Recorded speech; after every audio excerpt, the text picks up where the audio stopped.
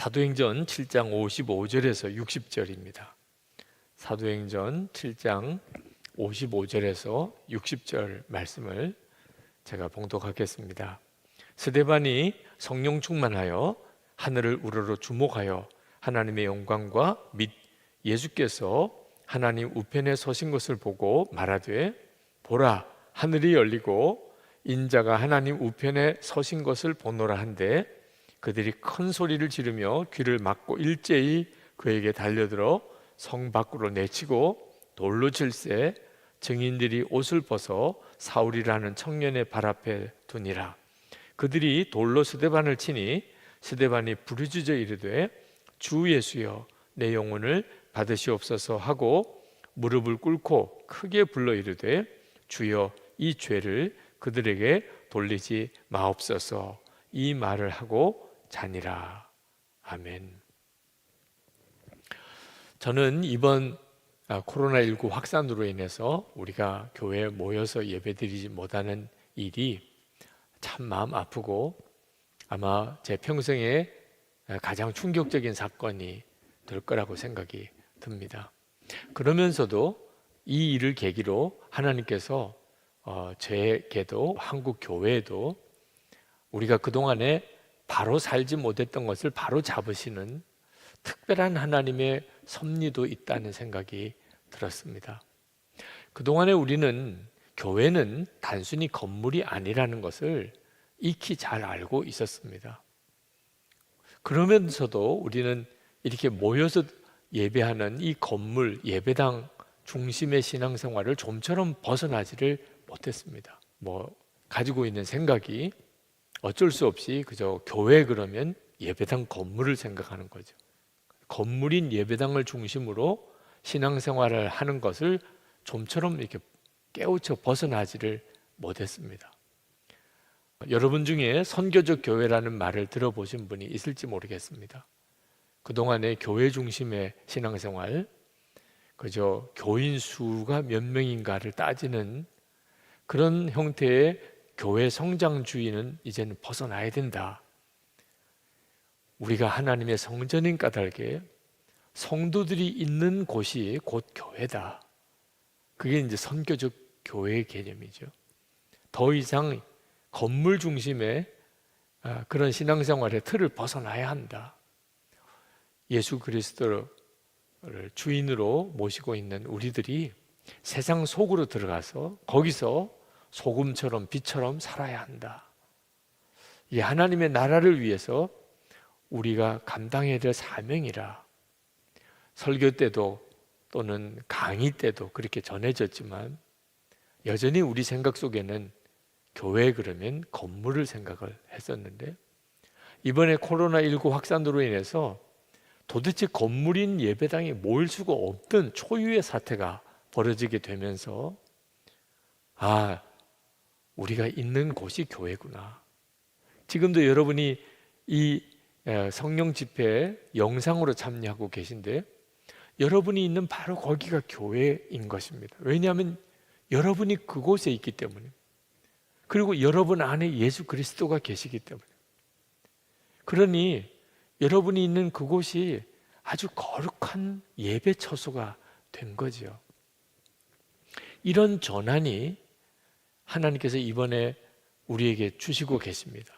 물론 많은 목사님들이 걱정하시는 것은 이렇게 흩어져서 가정에서 영상으로만 예배를 드리는 것이 너무 익숙해지는 바람에 나중에 모여서 예배 드리는 것에 대한 의미, 그 중요함을 잊어버릴까. 그래서 한국교회가 이 일을 계기로 모이는 열심을 잃어버리고 한국교회가 그만 쇠락의 길로 가지 않을까, 그런 걱정을 하고 있습니다. 모여서 예배하는 일은 그 자체로도 대단히 중요합니다. 그러나 예배당이 곧 교회라는 생각은 빨리 벗어나야 하는 거죠. 이제 우리가 다시 모이게 될 때는 하나님께서 왜 모이는 것이 중요한지를 또 우리에게 알게 하실 겁니다. 이미 많은 성도들이 이렇게 모이지 못하는 바람에 모이는 예배에 대한 갈급함, 모여서 예배하는 게 얼마나 중요했었나 하는 것에 대해서 마음의 깨달음이 있을 거라고 생각이 듭니다. 그러나 이번 기회에 교회가 더 깊은 영향력을 이 세상에 끼칠 수 있는 그런 교회로 거듭나야 합니다. 이번에 부활절 공감 소비 운동, 우리 부활절 헌금을 지역사회를 살리고 취약계층을 돕는 일로 우리 흘려보내서 세상을 살려내는 일을 하자. 하나님께서 그동안 너무나 원하셨던 일입니다. 이번에 온 성도들이 함께 시장을 한번 가보는 일, 그 전에 정말 생각하기도 쉽지 않았던 일이죠. 오늘 도대체 왜 시장에 이렇게 사람이 많은 거야? 그 선한목자교회 교인들이 다 장을 보러 나왔대. 하나님께서 정말 원하시는 것은 세상에 있는 많은 사람들이 성도의 존재, 교회의 존재가 얼마나 중요한가 하는 것을 알게 하는 것입니다. 자, 그런데 우리가 해결해야 될 과제가 하나 있는데, 그것은 단순히 그저 교회 성도들이 이렇게 세상에 나가서 아주 좋은 일을 하는 것, 그 정도에서만 그쳐서는 안 된다는 겁니다. 우리 한국교회가 정말 해결해야 될 문제가 교인들 사이에 다툼과 분열을 극복하는 믿음입니다. 마음까지 하나 된 사람들이구나. 예수 믿는 사람들, 저 교회 다니는 교인들, 마음까지도 하나 된 사람들이구나. 그래서 예수 믿는 성도의 가정을 보면 어떻게 저렇게 살 수 있을까? 또 교회에서 되어지는 일들에 대한 소문을 들으면 어떻게 저 사람들은 저렇게 서로 하나가 될까? 그럴 때에야 비로소 교회는 세상의 소금과 빛의 사명을 감당하게 되는 겁니다. 그러므로 이번에 우리가 이 어려운 과정을 거치면서 우리가 마음까지 하나 된 사람들로 변화되어야 될 숙제를 가지고 있는 겁니다. 그러나 마음까지 하나 된 사람들이 되자, 이런 형태로 나가면 반드시 실패해요. 마음까지 하나 된 사람들의 공동체가 되는 일은 목표를 가지고 노력할 문제가 아닙니다. 그러면 그것 자체가 부담이 되고 좌절도 되고 의심도 되고 그렇게 될 수 있을까? 그리고 강요하게 됩니다. 그래서 되는 것처럼 겉으로만 강요하게 되는 거예요. 마음까지 하나 된 사람들의 공동체는 열매입니다. 우리가 예수님을 진짜 잘 믿으면, 예수님과 온전히 동행하는 그런 삶을 살게 되면, 그러면 뒤따라오는 열매인 겁니다. 그때가 진짜인 거죠. 여러분, 공부하는 것도 똑같습니다. 우리가 공부하는 아이들에게 공부를 잘하라고 그렇게 하면 할수록 아이들은 더 공부하기가 힘들어집니다. 공부를 잘하는 것은 중요합니다만 공부를 잘하는 것이 목표가 되면 부담이 되고 오히려 좌절이 됩니다. 그리고 공부를 잘하는 것 자체가 우리에게 행복을 주는 조건이 아닙니다. 부모는 그렇게 생각하지만 실제로 부모 스스로도 자기를 속이는 겁니다. 공부를 잘하는 사람은 행복합니까? 공부를 못한 사람은 불행하게만 사는 겁니까? 이 세상의 행복은 성적과 상관이 있는 게 아닙니다. 공부를 잘하는 것은 공부를 잘하자는 것에 목적을 두면 오히려 뒤틀어지게 됩니다. 공부를 잘하든 못하든 나중에 가면 다 실망하게 됩니다. 공부를 잘하게 되는 것은 열매입니다. 공부를 잘하게 되어져야 그게 정상인 거죠. 제가 중학교 1학년 때 그때 할아버지 국어 선생님, 담임 선생님이셨는데 여름 방학 1학기 끝나고 성적표를 나눠줄 때 제 성적표를 가지고 우시는 것을 보고 충격을 받았습니다. 그 할아버지 선생님은 홀로 사셨어요. 북한에서 피난 내려오신 분입니다. 그분이 저에게 그런 이야기를 하더라고요. 북한에 너하고 같은 또래의 아이가 같이 공부하고 있다. 이제 너희들이 크면 저 북쪽으로 통일이 될 건지 남쪽으로 통일이 될 건지 할 텐데 그때 너하고 북쪽에 있는 그 아이하고 실력이 어느 쪽에 있느냐에 따라서 통일이 달라진다. 너 이렇게 공부해서 남쪽으로 그 북쪽에 있는 아이를 끌어와서 실력으로 그 아이를 붙들어서 남쪽으로 통일을 시킬 수 있겠느냐. 제가 성적표를 가지고 제 책상에 돌아 앉아서 중학교 1학년 남자아이가 공부해야 되겠다, 그런 생각이 그냥 들더라고요. 저는 중학교 때부터 그래서 공부를 열심히 했습니다. 애국심으로 했습니다.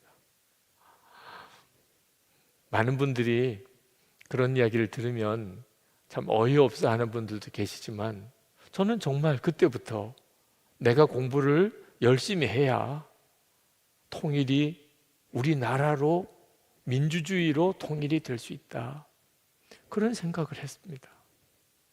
공부를 열심히 하는 것은 공부를 열심히 하는 것 자체를 목표로 해서는 다 실패합니다.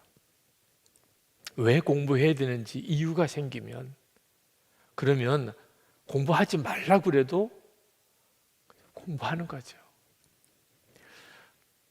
마음까지 하나 된 사람들 역시 예수님과 동행하는 사람이 될 때 그렇게 되어지는 열매인 겁니다. 초대교회, 초대 예루살렘 교회에 성령이 임하시고 그들은 예수님이 자기들과 함께 계신 것을 알았습니다.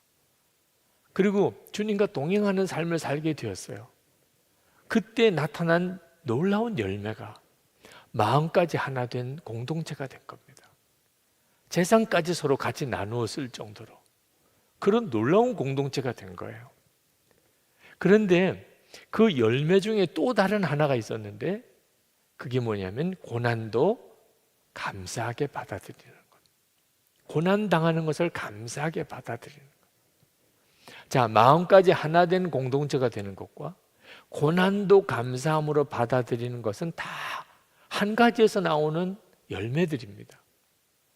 살아계신 주님, 주님과 동행하는 사람이 되어졌을 때 정말 성령께서 그 마음의 중심에 오셔서 주님을 바라보는 눈을 열어주는 사람이 되었을 때 일어나는 일이었습니다. 초대교회는 소유도 같이 나누어 쓸 수 있는 그런 참 놀라운 공동체였지만 말할 수 없는 핍박을 받게 되는 그런 고난의 공동체이기도 했습니다. 그 대표적인 사건이 바로 오늘 읽은 성경인 스데반 순교 사건입니다. 예수님의 부활을 전하다가 스데반은 돌에 맞아서 죽었습니다. 사람이 돌에 맞아서 죽는다는 것처럼 끔찍한 일이 있을까요?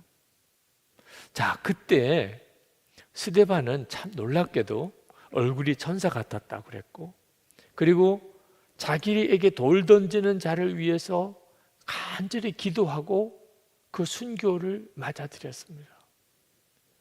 정말 어떻게 이럴 수 있을까요? 스데반은 돌에 맞아 죽는 그 끔찍한 순간에 그가 어떻게 그렇게 두려움을 극복할 수 있었을까요? 어떻게 그 순교 상황을 그렇게 받아들일 수 있었을까요? 여러분, 스데반이 어쩔 수 없어서 돌에 맞아 죽은 거 아닙니다. 스데반이 예수님을 부인하면, 부활의 주님을 전하지 않으면 그런 순교할 이유가 없었어요. 그는 예수님의 부활을 끝까지 전했습니다. 돌에 맞아 죽는 그 순간까지도. 그렇게 할 수 있었던 것은 스데반이 하나님의 나라를 보는 눈이 열렸던 것, 그리고 예수 그리스도께서 자기를 내려다보고 있음을 보았던 것, 그것 때문이었어요. 사도행전 7장 59절 60절에 보면 그들이 돌로 스데반을 치니 스데반이 부르짖어 이르되 주 예수여 내 영혼을 받으시옵소서 하고 무릎을 꿇고 크게 불러 이르되 주여 이 죄를 그들에게 돌리지 마옵소서, 이 말을 하고 자니라. 자, 이 말씀을 한 바로 그 전에 어떤 일이 있었는지를 말씀하고 있습니다. 55절에 스데반이 성령 충만하여 하늘을 우러러 주목하여 하나님의 영광과 및 예수께서 하나님 우편에 서신 것을 보고 말하되 보라 하늘이 열리고 인자가 하나님 우편에 서신 것을 보노라 한대. 바로 이것이었어요. 스데반이 순교의 고난도 그가 두려움 없이 받아들일 수 있었던 것은 하나님의 나라를 보았고 주 예수님께서 자기를 내려다보는 것을 보는 눈이 열렸기 때문입니다. 그때 그에게 두려움이 떠났어요.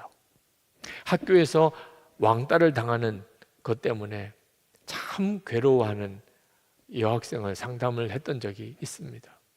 그는 두 가지 문제로 인해서 굉장히 마음이 무너졌어요. 하나는 학교에 가는 것이 두렵다는 것, 왕따를 당하고 괴롭힘을 당하는 것 때문에, 또 하나는 자기가 하나님을 믿지만 그 두려움을 극복할 수가 없다는 것. 제가 그 학생에게 그렇게 이야기를 했어요. 두려움을 없애려고 하지 마. 불가능한 일이야. 두려운데, 학교 가면 아이들이 자기를 괴롭히는 것이 너무너무 두려운데 내가 그걸 두려워하지 말아야지. 그런다고 두려움이 없어지는 게 아니야.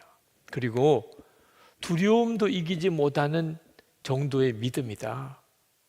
왜 나는 믿음이 그렇게 없을까? 그 자책하지 마.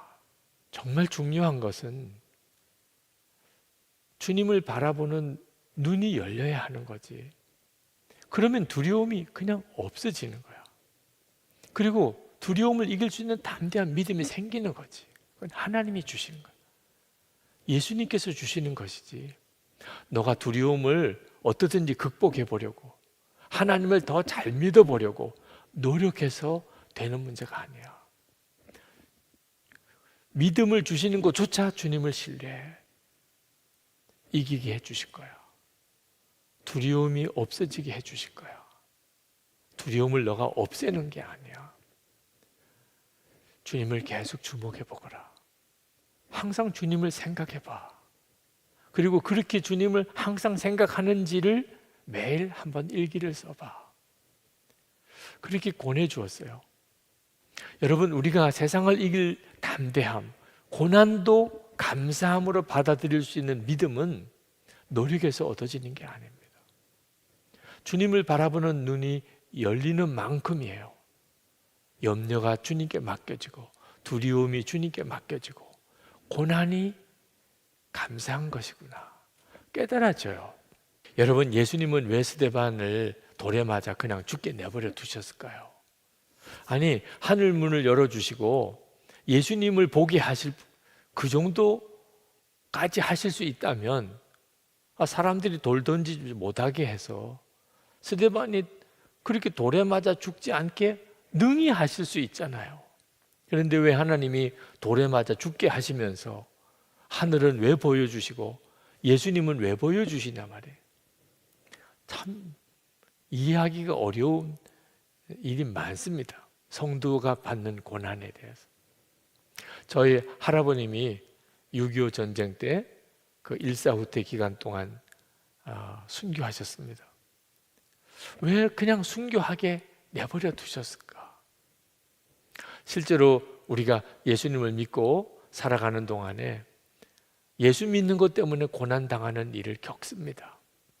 하나님은 전지전능하신 하나님, 모든 걸 다 하실 수 있는 하나님, 우리를 사랑하신 하나님. 그런데 왜 그냥 내버려 두실까요? 이유가 있습니다. 우리가 사람들이 하나님의 말씀을 어기고 그리고 선악과를 따먹고 죄가 들어오게 되면서 죄와 마귀가 사람을 지배하게 됐습니다. 우리는 죄에 팔려서 종노릇하게 된 거죠.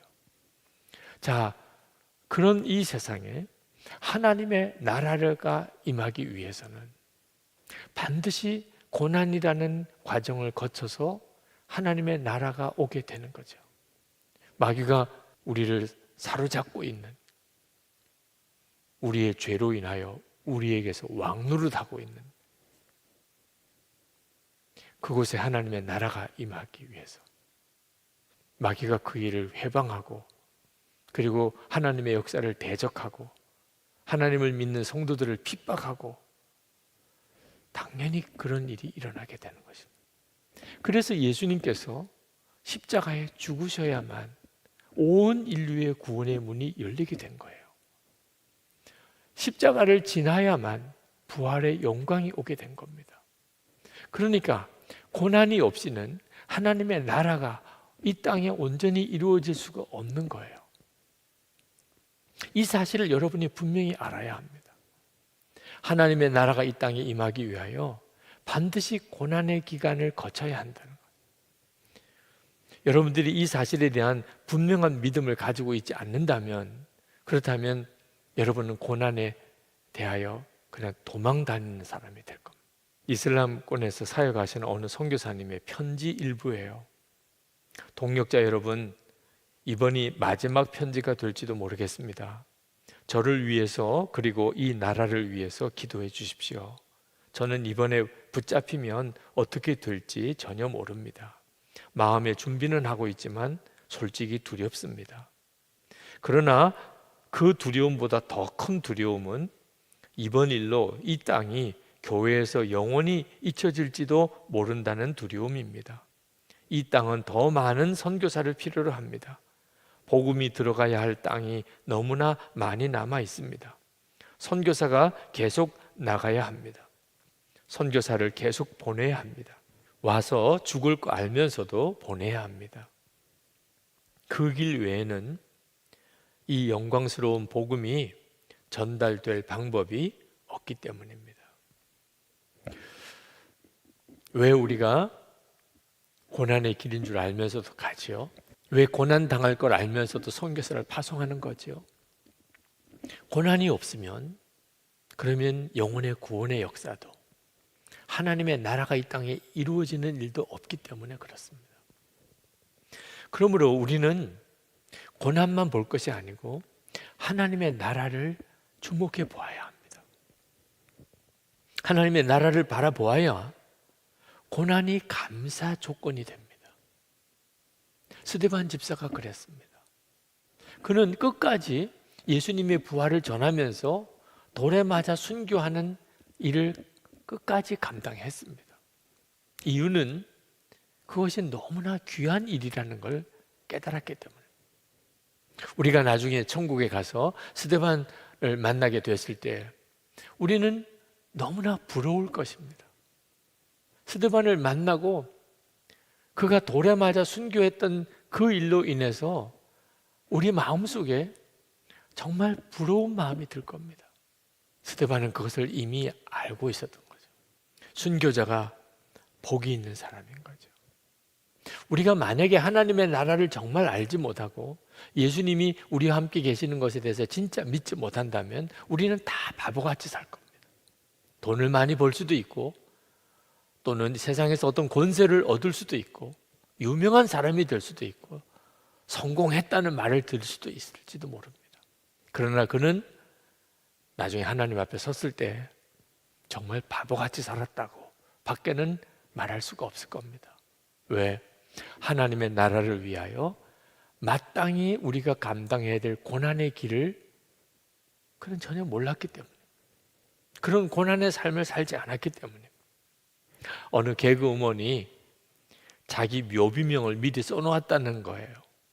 그래서 뭐라고 써놓았느냐 하고 들어봤더니 웃기고 자빠졌네, 그렇게 썼다는 거예요. 그러고 보니까 일리가 있더라고요. 네. 평생을 그는 정말 사람들을 웃기는 일을 하며 살았으니까. 영국의 극작가인 버나드 쇼는 유명한 묘비명을 스스로 썼죠. 우물쭈물하다가 내 이럴 줄 알았다. 그 버나드 쇼의 묘비명입니다. 사람들이 그렇게 사는 거예요. 아주 똑똑하죠. 어떻게 하면 행복할까? 어떻게 하면 잘 살까? 어떻게 하면 보람이 있을까? 그렇지만 다 지나놓고 보면 다 정말 바보같이 살았어요. 이유가 뭐죠? 이 세상만 보고 살았으니까. 하나님의 나라가 있음을 전혀 몰랐으니까. 알았어도 하나님의 나라를 위해서 살 결단이 없었으니까. 다 바보같이 살게 돼요. 허드슨 테일러가 회고록에서 이렇게 그 일화 하나를 썼습니다. 하루는 전도를 하려고 어느 도시에 그 양자강을 따라 배를 타고 갔습니다. 전도지와 책자를 성경책을 싣고.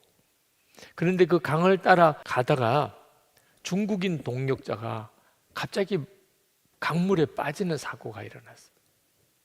풍덩하고 누가 빠지는 소리를 듣고 깜짝 놀라서 갑판에 올라와 보니까 그 중국인 사역자가 없는 거예요. 허든텔러가 얼마나 놀랐는지, 그리고 그 중국인 사역자가 빠졌다고 사람들이 말하는 그 곳으로 뛰쳐 들어갔습니다. 왜? 아무도 바라보기만 하지 그 사람을 건져내려고 하는 사람이 없었으니까. 그러나 도무지 자기 혼자 힘으로는 그 사람을 어디서 찾을 수가 없었어요. 저 떨어진 곳에 어느 어부가 그물을 가지고 고기를 잡는데 아주 낮은 곳까지 그물을 내릴 수 있는 그런 저인망 그물을 가지고 고기를 잡는 걸 보고 저 사람의 그물로 그 물에 빠진 중국인 사역자를 찾을 수 있겠다고 싶어서 빨리 와서 좀 도와달라고. 그랬더니 그 사람이, 그 어부가 안 오겠다는 거예요. 사람이 지금 빠져서 사람을 빨리 건져야 된다. 자기는 지금 고기 잡아야 된다는. 허든텔러가 얼마나 화도 나고 당황스러운지, 당신이 잡는 고기 며칠 잡을 거 비용을 내가 다 물어줄 테니까 와서 이 물에 빠진 사람을 좀 찾아내죠. 그랬더니 그 어부가 얼마 줄 거냐는.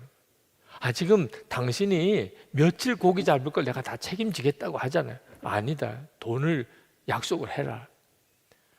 그 흥정하느라고 얼마나 시간이 걸리는지, 나중에는 내가 지금 가지고 있는 거 다 줄 테니까 와서 빨리 좀 그물을 내려서 물에 빠진 사람을 건지자. 그제서야 그 어부가 노를 저어가지고 와서 그물을 내렸는데 1분 만에 물에 빠진 사람을 건졌어요. 그런데 이미 숨이 끊어졌습니다. 심폐소생술을 하느라고 정신없이 그 사람을 살려보려고 하는데 그 어부가 돈 조금이라고 막 화를 내고 있는. 허든텔러가 마음이 얼마나 아픈지. 사람이 지금 빠져서 이렇게 죽었는데 그게 돈 흥정하고 있다는 게 말이 되냐. 그러면서 그분이 거기에 그렇게 썼어요. 만약에 이 어부를, 그 중국인 사역자를 죽게 한 죄인이라고 누가 심판할 수 있겠는가? 특히 우리 그리스도인들은 그 어부를 심판한다면 당신이 바로 그 사람이요 라고 말한 나단의 말을 들어야 할지 모릅니다. 시신을 건지는 것을 게을리한 것이 그렇게 악한 일인가? 그렇다면 죄로 인하여 멸망의 길을 가고 있는 살아있는 사람들을 보면서도 자기 일만 계속하고 있는 그리스도인들은 얼마나 더 호된 처벌을 받을 것인가? 주 예수님은 명령하신다. 온 세상으로 가서 모든 사람들에게 복음을 전파하라. 우리는 그분께 아니요, 그건 곤란합니다 라고 말씀드릴 것인가? 땅을 샀기 때문에 갈 수 없습니다.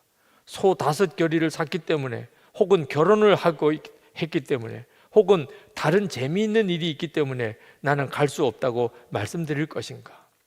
고린도후서 5장 10절에 보면 우리가 다 반드시 그리스도의 심판대 앞에 나타나게 되어 각각 선악간에 그 몸으로 행한 것을 따라 받으려 함이라 했다.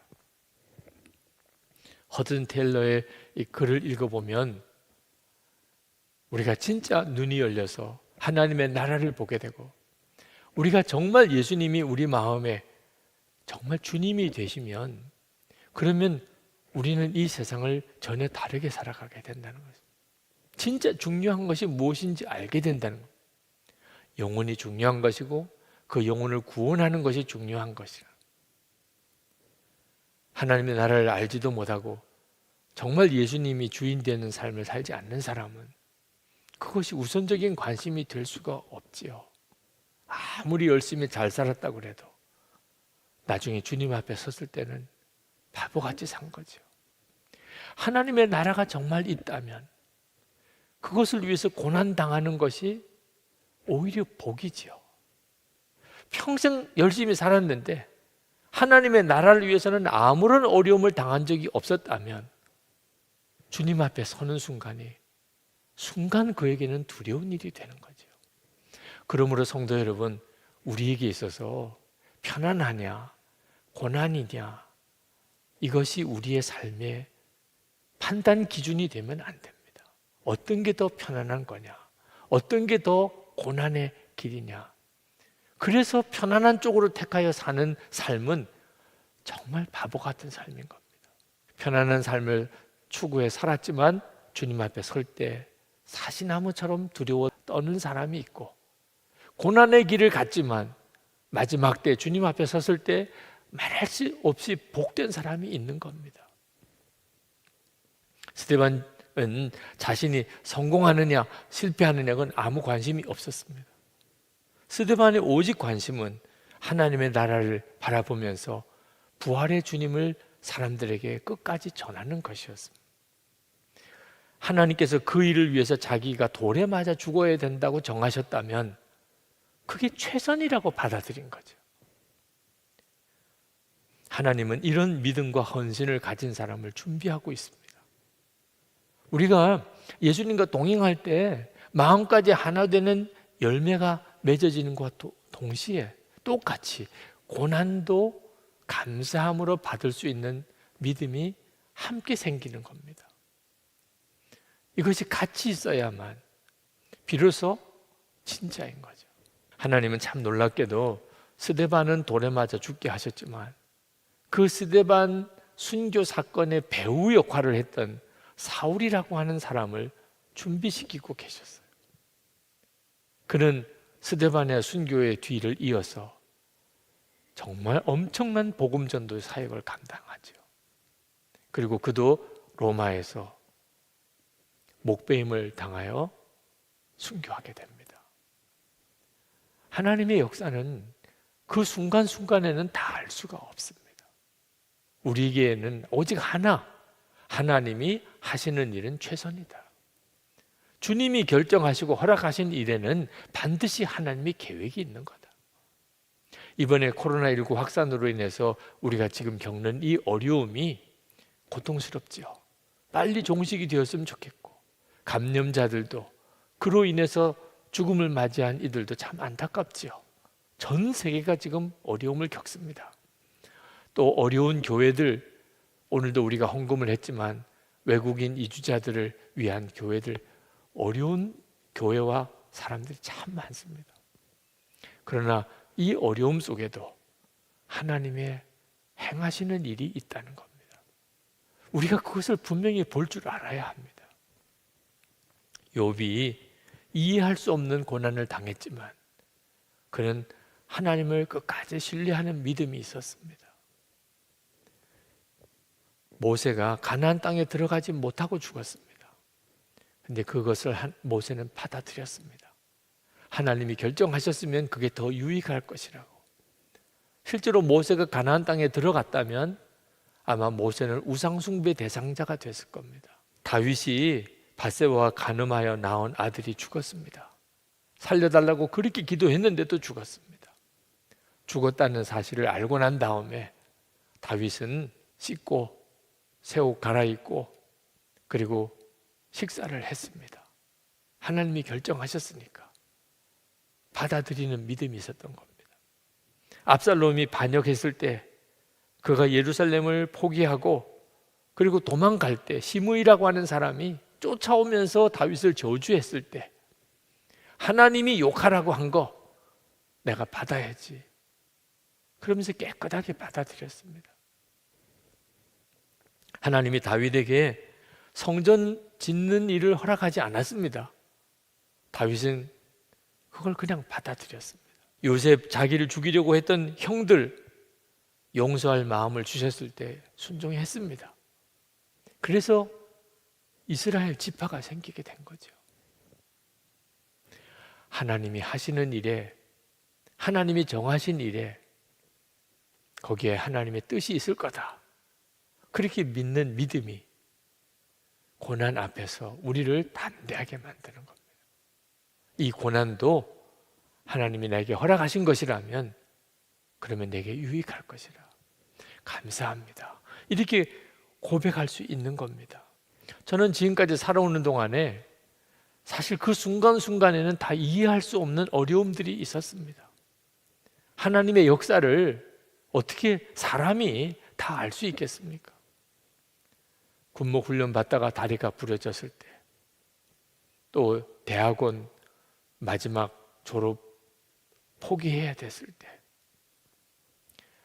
제가 한 달 동안 병원에서 이해할 수 없는 수술을 연달아 받고, 그리고 또 안식년을 가지며 요양도 해야 되는 그런 일들을 겪을 때, 제가 선한 목자 교회로 오게 되는 그런 일을 결정해야 되는 과정에서 솔직히 혼란스러운 일이 많았습니다.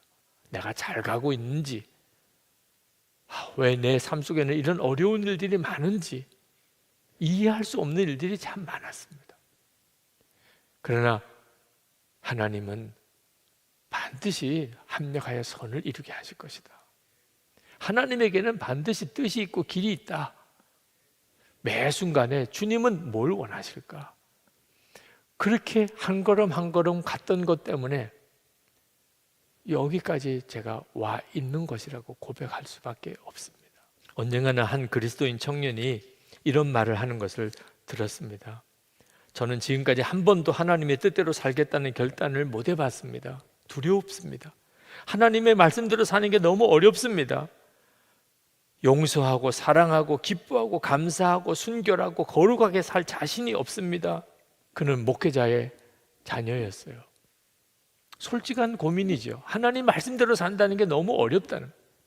근데 여러분 중에도 그렇게 생각하는 사람이 있을 겁니다만 스스로 속이는 겁니다.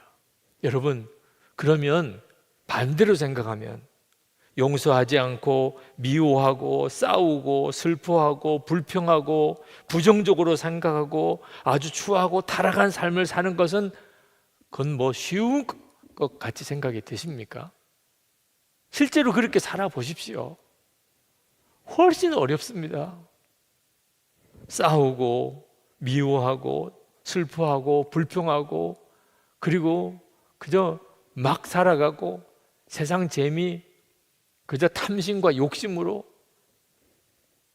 여러분 살아본 사람은 그게 지옥이라고 느낍니다. 우리가 스스로 속고 있는 거예요. 하나님의 말씀대로 사는 게 가장 쉬운 길입니다. 그 길이 당장은 어려워 보여도 점점점 우리 마음을 담대하게 하고 그리고 평강을 주시고 그리고 하나님께서 역사할 수 있는 바탕이 된 그리고 지나고 보면 잘했구나. 내가 정말 잘 선택했구나. 기뻐지게 되고 주님 앞에 섰을 때 잘했다, 수고했다. 그런 칭찬을 받게 되는 겁니다. 왜 이런 축복의 길, 고난일지라도 그게 복이 있는 이 길을 왜 사람들은 그렇게 힘들어하는 걸까요?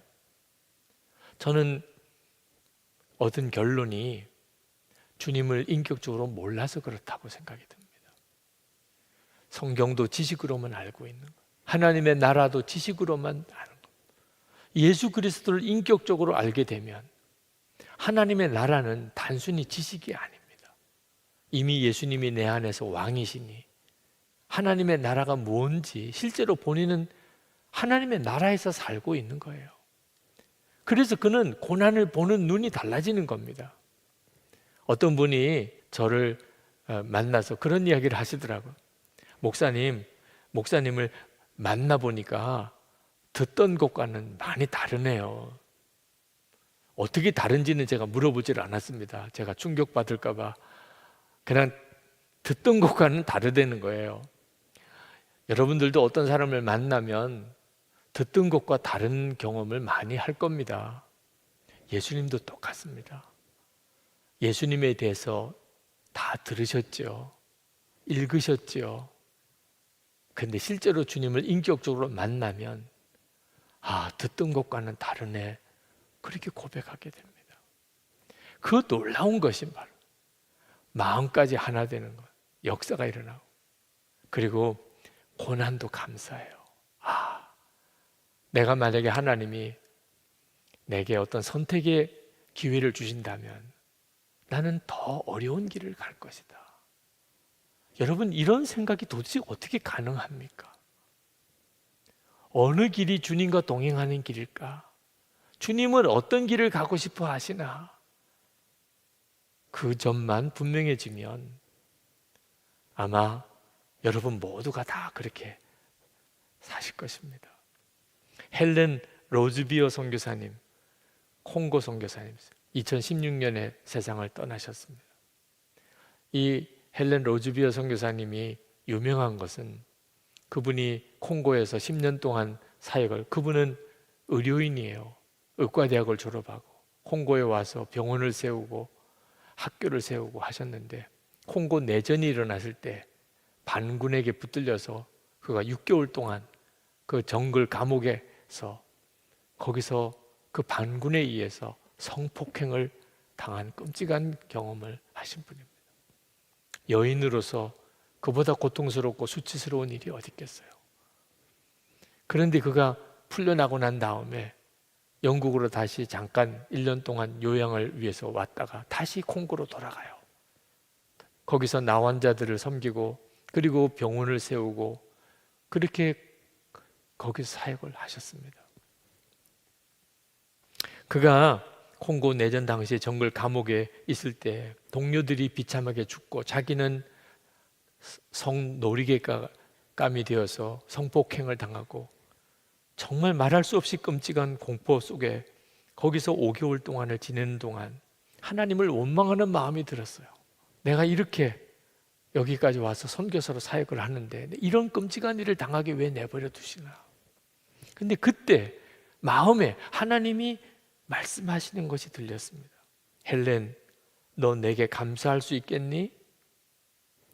정말 말도 안 되는 질문을 하신 거예요. 지금 그 상황에서, 정글 감옥에서 지금 성폭행을 당하고 있는 그 상황에서 내게 감사할 수 있겠니? 당장 대답했대요. 하나님, 저 감사할 수 없어요.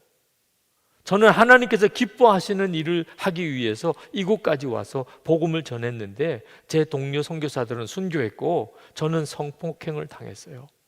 하나님 같으면 감사할 수 있으시겠어요? 저는 감사할 수 없어요. 그때 하나님이 다시 말씀하셨어요. 그럼 헬렌, 내가 너를 믿고 있는 것에 대해서는 감사할 수 있겠니? 충격을 받았어요. 지금 내가 겪고 있는 어려움, 그것으로는 감사할 수 없다 하더라도 내가 너를 믿고 있다, 그것에 대해서는 감사할 수 있겠네. 지금까지 자기가 하나님께 감사한다고 생각했어요. 또 자기가 하나님을 믿는다고 생각했어요. 그런데 하나님이 자기를 믿고 계시다. 무슨 뜻이죠? 이런 험한 일을 당해도 그래도 이 콩고 땅을 떠나지 않고 이곳에서 끝까지 복음 전하는 사역을 계속 해줄 것이다. 헬렌, 너는 그렇게 해줄 것이다 하고 내가 믿는 것을 너는 감사할 수 있겠네. 그가 눈물로 하나님께 감사한다고 그랬어요. 하나님 감사합니다. 저를 믿어주셔서 감사합니다. 그리고 그가 다시 콩고로 돌아온 거예요. 헬렌 로즈비어 선교사가 도저히 이길 수 없는 고난 중에 붙잡은 말씀이 고린도후서 4장 7절에서 10절입니다. 우리가 이 보배를 질그릇에 가졌으니 이는 심히 큰 능력은 하나님께 있고 우리에게 있지 아니함을 알게 하려 함이라. 우리가 사방으로 웃겨싸움을 당하여도 쌓이지 아니하고 답답한 일을 당하여도 낙심하지 아니하며 박해를 받아도 버림받지 아니하며 거꾸로 뜸을 당하여도 망하지 아니하고 우리가 항상 예수의 죽음을 몸에 짊어짐은 예수의 생명이 또한 우리 몸에 나타나게 하려 함이라. 이것이 초대교회 교인들, 성령 받았던 그 초대교회 교인들이 그 고난과 핍박과 순교에 계속되어지는 오랜 기간 동안 여전히 그들은 그 상황을 오히려 감사하고 믿음으로 그 상황을 이겨나갔던 힘이었어요. 우리 안에, 질그릇 같은 우리 안에 보배이신 예수님이 계시다. 내가 예수님의 죽음을 짊어지면 예수님의 생명이 내 속에서 나타나게 하려 함이라. 어떤 고난을 당해도 거꾸러지지 않는다는 거예요. 여러분 지금 형편이 말할 수 없이 어려운 분들이 있으실 겁니다. 주님을 보시기 바랍니다. 우리가 진짜 마음까지 하나 된 그런 사람들의 공동체가 되려면 고난도 감사할 수 있는 믿음의 사람이 함께 되어야 합니다. 그 사람이 진짜 주님을 바라보는 눈이 뜨인 사람입니다. 지금이 바로 그 경험을 하실 때입니다. 먹을 것도 없고, 그리고 몸은 아프고, 아픔 캄캄하고, 정말 이렇게 끝나는가 이런 생각이 드는 분들도 여러분 안에 주님이 계신지를 확인하시기 바랍니다. 예수님을 주님이라고 고백하고 하나님을 아버지라고 부르고 하나님이 주시는 은혜가 찬송을 들을 때, 말씀을 들을 때 여전히 여러분 속에 깨달아지고 하나님께서 회개할 제목을 주시고 하나님을 향한 소원이 생기고 복음을 전하고 싶고, 주님은 여러분 안에 계십니다. 그 주님은 지금 여러분을 이끄십니다. 그냥 주님만 따라가는 겁니다. 주님이 하라고 하시는 대로 순종하는 겁니다. 우리가 그 훈련을 지금 하고 있는 겁니다. 이제 이 상황이 끝나고 나면 우리는 시편 23편의 고백, 사망의 음침한 골짜기로 다닐지라도 해 받을 것을 두려워하지 않는다. 지나봤으니까, 사망의 음침한 골짜기를 지나봤으니까 이제 더 이상 걱정하고 두려워하지 않는다 하는 고백을 할 수 있을 겁니다. 주께서 나와 함께 하심이라. 아멘입니다.